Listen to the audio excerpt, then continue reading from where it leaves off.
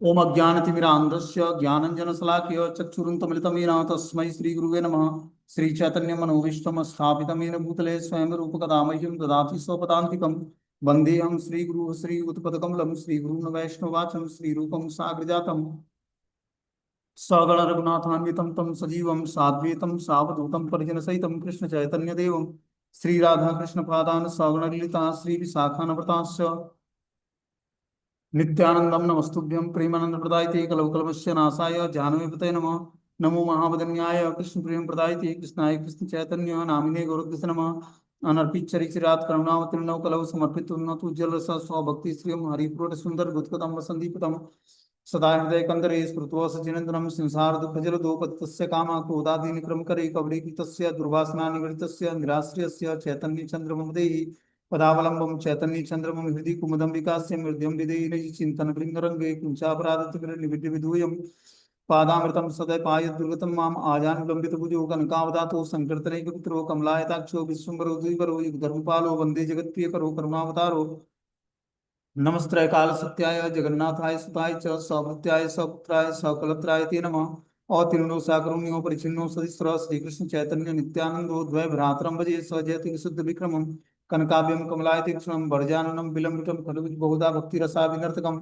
जयति जयति देव कृष्ण चैतन्य चंद्रो जयति जयतु कीर्तितस्य नित्या पवित्रम जयति जयतु वृतस्य विश्वस्य मूर्ति जयति जयतु नृत्य स्वरूप प्रियाणाम पंचतत्वात्मकम कृष्णम भक्त रूपा स्वरूपम भक्तावतारम भक्ताख्यम नमामि भक्ति सत्वकम। जय श्री कृष्ण चैतन्य प्रभु नित्यानंद श्री अद्वैत गदाधर श्रीवासादि श्री गौर भक्तवृंद हरे कृष्णा कृष्ण कृष्णा हरे हरे हरे राम राम राम हरे हरे। इसमें आज हम लोग को श्रीमद् चैतन्य भागवत मध्य खंड पांच पंचम अध्याय चार संख्या एक नंबर पढ़ना। बोलते हैं जय नवदीप नव प्रदीप प्रभाव पाखंड गजेक सिंह स्वनाम संख्या जप सूत्रधारी चैतन्य चंद्रो भगवत मुरारी। जय जय सर्व प्राणनाथ विश्वंभर जय नित्यानंद गदाधर ईश्वर। जय जय अद्वैतादि भक्तिराधीन भक्तिदान देह प्रभु उद्धार दीन। बोलते हैं जो नवदीप के नवीन प्रदीप स्वरूप हैं, जो पाखंडी रूपी हाथियों का दमन करने के लिए अद्वितीय सिंह सदृश हैं, एवं जो हरे कृष्ण इत्यादि निज नाम समूह की जप संख्या की रक्षा के निमित्त ग्रंथ विशिष्ट सूत्र धारण किए हुए हैं, वे ही चैतन्य चंद्र नाम भगवान मुरारी जय युक्त जय घोष करने के लिए बता रहे हैं कि जो नवदीप में नवीन प्रदीप स्वरूप हैं, जो पाखंडी रूपी हाथियों का दमन करने वाले हैं, जो अद्वितीय सिंह सदृश हैं, एवं जो हरे कृष्ण इत्यादि निज नाम समूह की जप संख्या की रक्षा के निमित्त ग्रंथ विशिष्ट सूत्र धार किए हैं, वे ही चैतन्य चंद्र नामक भगवान मुरारी जय युक्त मतलब उन्हीं की जय घोष करता हूँ। सबके प्राणनाथ विश्वम्भर की जय जयकार हो, नित्यानंद गदाधर के ईश्वर की जय जयकार हो, अद्वैत आदि भक्तों के अधीन रहने वाले भगवान विश्वम्भर की जय जयकार हो। हे प्रभु, आप भक्ति का दान करके दीनों का उद्धार कीजिए। जो भक्तिहीन है उन सब अज्ञानी अभक्त जनों को कृष्ण सेवा प्रवृत्ति प्रदान करके उनका संसार के सुख को भोग से उद्धार करो। श्री अद्वैत की इस अभिलाषा के अनुसार ही जगत में भक्ति का प्रचार करने के लिए भगवान गौर सुंदर में अन्य अवतीर्ण हुए। श्री अद्वैत की भावना के अनुसार ही जीवों के उद्धार के निमित्त प्रपंच सांसारिक में संसार में उनके आगमन का कारण हुआ। इसलिए अद्वैताचार्य की प्रार्थना पूर्ण करने के लिए गौर सुंदर उनके अधीन है। तो भगवान अपने भक्तों के प्रेयर्स के लिए पूर्ण करने के लिए प्रकट होते हैं। भगवान की कृपा उन्हीं पर होती है जो भगवान से प्रेयर करते हैं। तो भगवान से हम क्या प्रेयर करें? हम सुनते हैं कि भगवान से प्रेयर करना चाहिए, तो भगवान से क्या प्रेयर करना चाहिए?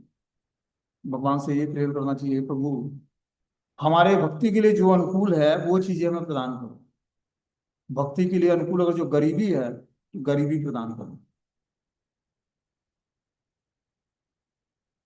भक्ति के लिए अनुकूल है कि कोई हमसे बातचीत ना करे, सब हमें परित्याग कर दें, वो चीजें हमें प्रदान करो। क्या मन और बुद्धि तैयार है इन चीजों? कृष्ण भक्ति बहुत ही सैष्ठिक रास्ता है, बहुत ही कठोर रास्ता है, बहुत ही लंबी यात्रा है। जैसे मान लो कि कोई हाईवे से जा रहा है, अब सिटी आ गया, हाईवे पे रोड था उसका 200 फीट का चौड़ा, और सिटी आया तो वो हो गया 50 फीट चौड़ा। थोड़ा और अंदर गया, गली में जाना है, तो गली का रास्ता हो गया 10 फीट चौड़ा। उससे अंदर गया और गली में मुड़ना है, उसका रास्ता है 6 फीट। तो व्यक्ति हाईवे से यात्रा शुरू करता है।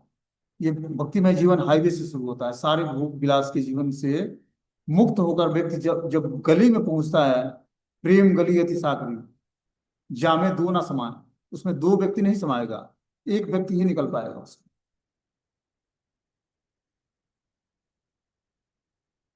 तो वृंदावन की कुंज गली क्या है? प्रेम गलियां। अब कॉरिडोर कॉरिडोर बनने जा रहा है, लेकिन वो सकरी जो गलियां हैं वो बताता है कि इस गलियों में निकलने वाला व्यक्ति एक आएगा तो दूसरे को रुकना पड़ेगा। ऐसी गली है कुंज गली, कि एक सामने से आ रहा हो, एक इधर से जा रहा हो, तो एक को निकलने के लिए दूसरे को अपना शरीर घुमाना पड़े, और जो हेल्दी व्यक्ति है। तो ये जो प्रेम गली है, भगवान का रास्ता जो है, भगवान को प्राप्त करने का रास्ता है, उसमें दो व्यक्ति नहीं समा सकता है। कि आप भी जाओगे और आपसे आपके आपके जो प्रेमी भक्तजन हैं, या जो भाई लोग हैं, या माता पिता है, या पत्नी है, या दोस्त मित्र हैं, वो सब साथ जाएंगे, ऐसा नहीं। आपको अपनी यात्रा अकेले ही तय करनी है। एक तुकाराम महाराष्ट्र के संत हुए हैं, उनको भगवान भगवान का विमान आया ले जाने। पत्नी भक्त नहीं थी, तो भगवान का विमान आया बस तुकाराम जी को ले जाने। अंतिम समय में उनको आध्यात्मिक शरीर प्राप्त हुआ। पत्नी को बोले कि भाई विमान आया है, तू भी सवार हो जा, तू भी बैठ जा, मेरी अर्धांगिनी है, मेरे साथ चल ले, भगवान के धाम जा रहा हूं। तू जा, इस भैंसों को चारा कौन खिलाएगा? उसको भैंस को चारा खिलाना कहाँ भगवत धाम की प्राप्ति, पति के साथ जाने का चांस मिला। लेकिन उसको भैंस को चारा खिलाना था, वो रुक गई। तो ऐसी ही आसक्ति इस भौतिक संसार में हमें नहीं पाल। जब तक हमारा आसक्ति भगवान से नहीं होगा, तब तक हम निवृत्त नहीं होंगे इस भौतिक संसार से। बोलते हैं कि यहाँ पर जो भक्तिहीन है, उन सब अज्ञानी अभक्त जनों पर को कृष्ण सेवा प्रवृत्ति प्रदान करने, उस संसार के सुख भोग से उद्धार करो। श्री अद्वैत की इस अभिलाषा के अनुसार ही जगत में भक्ति का प्रचार करने के लिए भगवान गौर सुंदर अवतीर्ण होते हैं। श्री अद्वैत की भावना के अनुसार ही जीवों के उद्धार के निमित्त प्रपंच में उनके आगमन का कारण हुआ है। इसलिए अद्वैताचार्य की प्रार्थना पूर्ण करने के लिए गौर सुंदर उनके अधीन है। तो भगवान अपने भक्तों की प्रार्थनाओं को पूर्ण करने के लिए भगवान के भक्तों के अधीन हो जाते हैं। हमें जो है सुबह दोपहर शाम कम से कम पंच तत्व मंत्र का उच्चारण करना चाहिए। सुबह दोपहर शाम कम से कम 20-20 बार। तब जाकर हम धीरे धीरे जो है मंडेन जो हमारा कॉन्सियसनेस है, जो बिल्कुल ही भौतिक प्लेटफॉर्म पर लगा हुआ है, उससे हम थोड़ा सा ऊपर। ये हमारे जो पंच तत्व हैं, यही हमारे भौतिक बंधन को काटेंगे, और कोई दूसरा रास्ता नहीं है। जय श्री कृष्ण चैतन्य प्रभु नित्यानंद श्री अद्वैत गदाधर श्रीवासादि श्री गौर भक्तवृंद। इसको उंगली पर काउंट करते हुए कम से कम 20-20 बार सुबह दोपहर शाम जप करो, जब तक गायत्री मंत्र दीक्षा नहीं मिलती।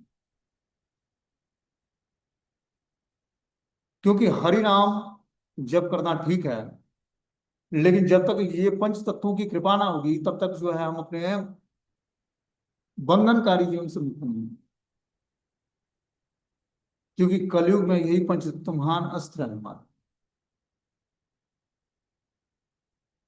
यही हमें बंधनकारी जीवन से छुड़ाएंगे। महामंत्र का तो जब व्यक्ति नामाभास की स्थिति में नाम जप करता है, तब जाकर उसको मुक्ति प्रदान करते हैं भगवान। महामंत्र मुक्ति प्रदान। अपराध पूर्वक नाम जप करने पर भौतिक इच्छाएं पूर्ण होती हैं, नामाभास की स्थिति में जाप करने पर मुक्ति प्राप्त होती है, और शुद्ध नाम लेने पर भगवत प्रेम और भगवान का धाम प्राप्त होता है। तो शुद्ध नाम क्या होता है और नामाभास क्या होता है, नाम अपराध क्या होता है। नाम अपराध मतलब जब हम जो जाप करते हैं, जो 10 प्रकार के अपराध बताए गए हैं, उस 10 प्रकार के अपराध करते हुए नाम जब करते हैं तो नाम अपराध कहलाता है, नाम के प्रति अपराध होता है।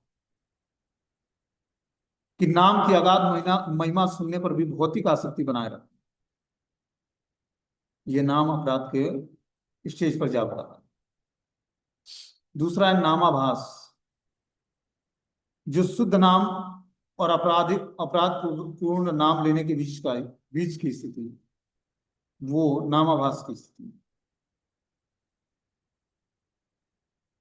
और शुद्ध नाम तो अन्य अभिलाषिता शून्यम ज्ञान कर्माद्यनावृतम अनुकूल न कृष्णानुशीलनम भक्ति उत्तमा।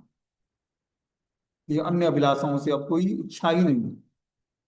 न धनम न जनम न कविता सुंदरी कविता वा जगदीश काम है मम जन्मनि जन्मनीश्वरे भवतात भक्ति है की थई। हे प्रभु, न तो धन चाहिए, न जन, न कविता। कविता मतलब ग्लोरिफिकेशन, सुंदरी मतलब सुंदर स्त्री या पति या पत्नी जो भी है। अब क्या चाहिए? आहेतु की अप्रतिहता भक्ति, जिसमें अपना कोई हेतु ना हो, अपना कोई कारण ना हो, मात्र एक ही कारण हो, कृष्ण को प्रसन्न करना।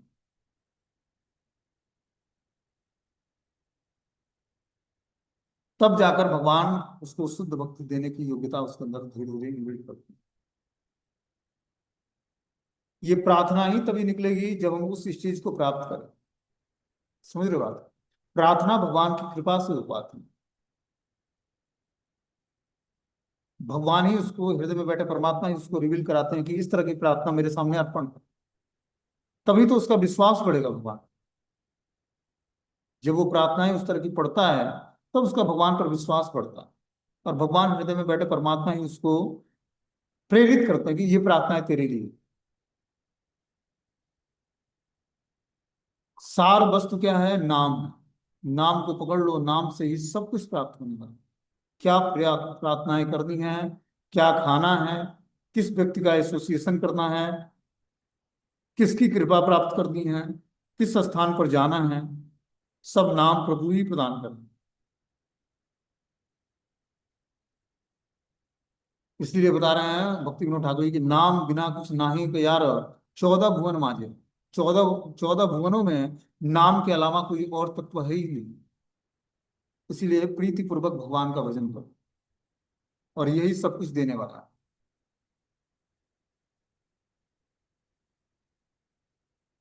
हमारी समस्त इच्छाओं को पूर्ण करके ऐसी प्रार्थना निकलवाएगा, उस प्रार्थना को भगवान सुनेंगे। ये परमात्मा हृदय में बैठे ऐसे प्रार्थनाओं पर ऑटोमेटिक आपका सारा पेपर उड़ के और उसी पेज पर जाकर पेपर उठ जाए। आप एक पंखे के सामने वैष्णव भजन के बुक्स को इस तरह खोल के छोड़ दो और भगवान से बोलो कि कौन सा प्रेयर हमें पढ़ने योग्य है। हमारी स्थिति आप जानते हैं, और मैं कौन सा प्रेयर आपको पढ़ के सुनाऊं। उस प्रेयर पर आप भगवान पेपर रोक देना, और जिस पर रुक जाए वही प्रेयर पढ़ना शुरू करो भगवान के साथ। कंटिन्यू 2 4 10 महीना, साल भर, 2 साल।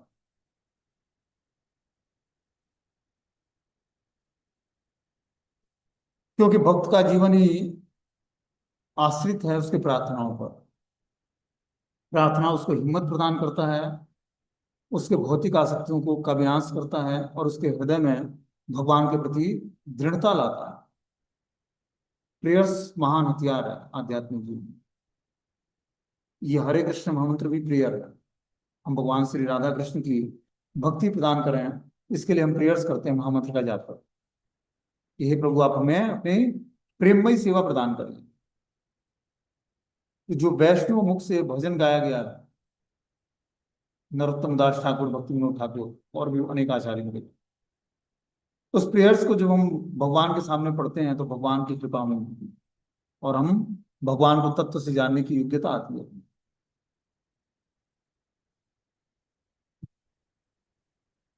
बोलते हैं कि हे नमते नित्यानंद संगे कौतूहले कृष्ण कथा रसे सबे हईला बिहले सबे महाभागवत परम उदार कृष्ण रसे मत्त सबे हर करे न हुकार हासे प्रभु नित्यानंद चारि दिके देखी बहे आनंद धारा सबाकार आखी।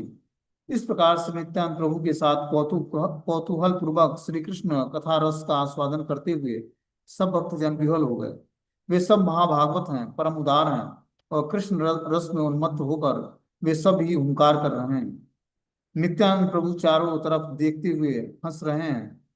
यह सबके नेत्रों से आनंद की धारा बह रही है। तो बता रहे हैं कि जो है, इस प्रकार श्री नित्यानंद प्रभु के साथ कौतूहल पूर्वक श्री कृष्ण कथा रस का आस्वादन करते हुए सब भक्तजन विह्वल हो गए। जब महाप्रभु ने नित्यानंद प्रभु की स्थिति सारे भक्तों को दिखा दी कि देखो नित्यानंद प्रभु हैं कौन, कैसे दिखा दिया, श्रीवास पंडित को बोला कि भगवान श्री कृष्ण के सुंदर श्लोकों का श्रीमद् भागवतम से गुणगान शुरू करो।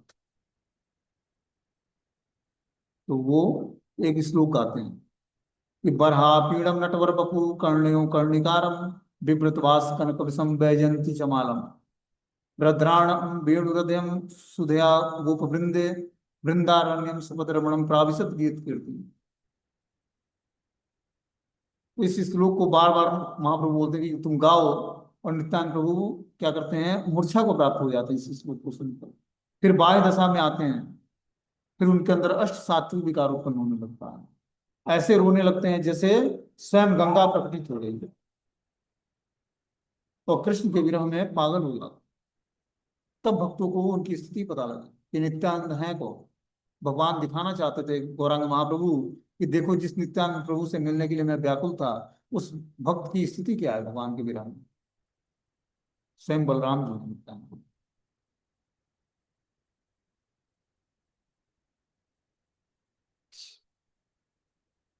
बोलते हैं इस प्रकार नित्यानंद प्रभु के साथ कौतूहल पूर्वक श्री कृष्ण कथा रस का आस्वादन करते हुए सब भक्त जन विह्वल हो गए।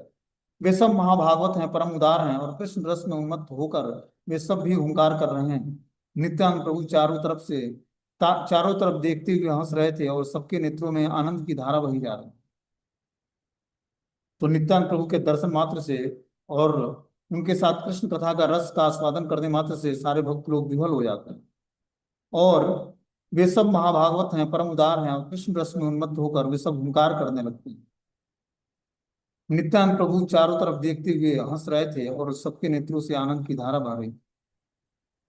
देखिया आनंद महाप्रभु विश्वम्भर नित्यानंद प्रति किछु करिला उत्तर।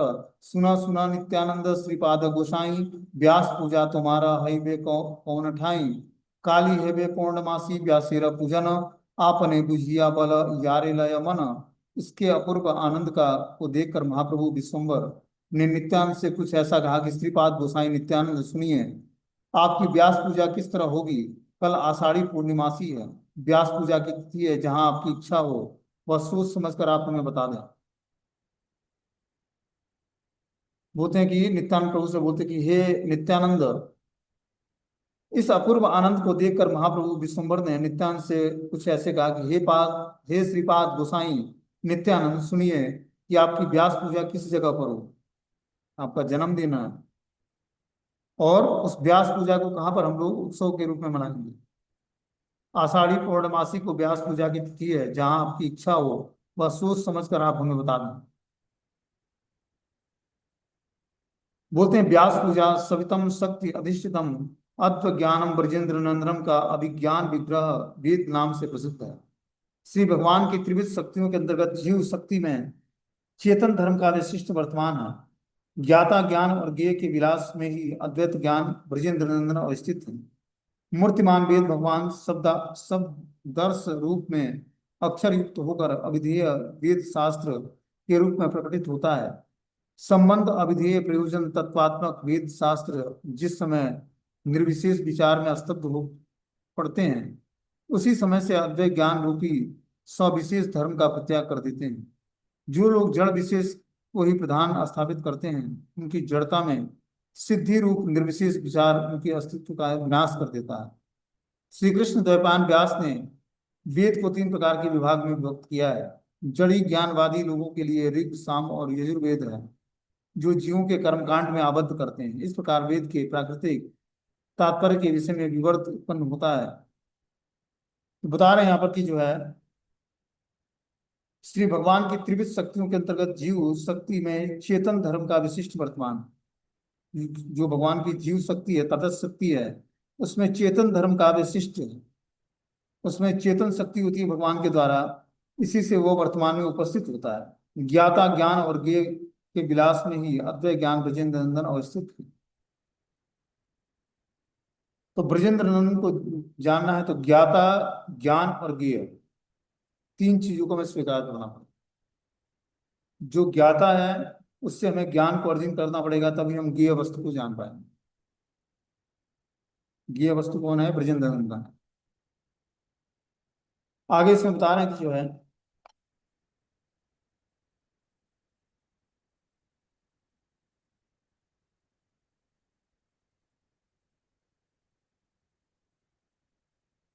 बोलते हैं जड़ भोगों से निवृत्त होने के लिए जीव परिव्रजक होकर आचार्य के चरणों का आश्रय ग्रहण करे। और जो हमें जड़ भोगों से निवृत्त होना है, मतलब जड़ीय जीवन से निवृत्त होना है, जड़ीय मतलब भौतिक जीवन से निवृत्त होना है, तो परिव्राजक होकर आचार्य के चरणों का आश्रय ग्रहण। परिव्राजक मतलब घूमना, तीर्थों का भ्रमण करना। ऐसा तीर्थों का भ्रमण करते करते आचार्य के चरणों का आश्रय ग्रहण करें। उस आचार्य चरण आश्रय को ही दूसरी भाषा में व्यास पूजा कहते हैं। श्री व्यास पूजा चारों आश्रमों का ही निश्चित अनुष्ठान है, परंतु सन्यासी जन इसे यत्न के साथ संपादित करते हैं। सन्यासी जन व्यास पूजा को सेलिब्रेट भी करते हैं और खुद भी अपना व्यास पूजा अपने शिष्यों से मनवाते हैं। उससे क्या होता है? व्यास पूजा का मतलब हो गया कि सारे जब शिष्य लोग इकट्ठा होते हैं तो एक साथ सबकी पूजा हो जाती है गुरु के द्वारा, और सारे शिष्यों का एक साथ गुरु पूजा हो जाती है। तो शिष्य और गुरु एक दूसरे की पूजा करने के लिए व्यास पूजा सेलिब्रेट करते हैं। व्यास पूजा का मतलब है कि सभी लोग गुरु के साथ इकट्ठा होते हैं और एक साथ सभी लोग गुरु की पूजा करते हैं, और गुरु सारे शिष्यों को आशीर्वाद प्रदान करता है, कृपा प्रदान करता है। तो एक साथ सारे शिष्यों की भी पूजा हो जाती है और एक साथ गुरु शिष्य लोग भी सारे जो है एक साथ गुरु की पूजा कर रहे हैं। मतलब आपस में आदान प्रदान हो जाता है एक दूसरे के साथ, और फिर से एक नई फ्रेश भक्ति शुरू हो जाती है, ताजगी आ जाती है।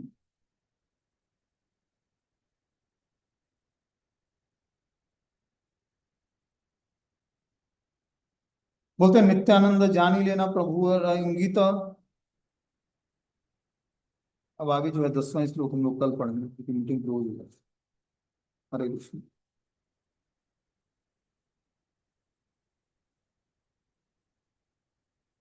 क्वेश्चन है तो आप लोग पूछ सकते हो।